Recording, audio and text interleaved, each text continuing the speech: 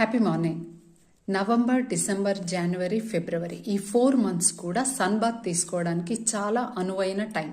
So take the advantage of this. పెంట్ హౌస్లో ఉండే వాళ్ళకైతే చాలా మంచిది. చక్కగా front part of the body ఒక 15 minutes, back part of the body ఒక 15 minutes సన్కి ఎక్స్పోజ్ అయ్యేటట్టుగా చూసుకోండి.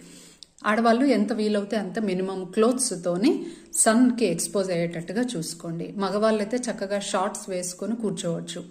పైన బనియన్ కూడా అవసరం లేదు. మీకు ఎంత ఎక్కువగా సన్ తాకితే అంత చక్కగా మీకు శరీరానికి మంచిది. కేవలం వైటమిన్ డి సప్లై అవడమే కాకుండా, సింథసైజ్ అవడమే కాకుండా బాడీలో అన్ని రకాల సిస్టమ్స్ని కూడా చక్కగా పనిచేసేటట్టుగా చేస్తుంది.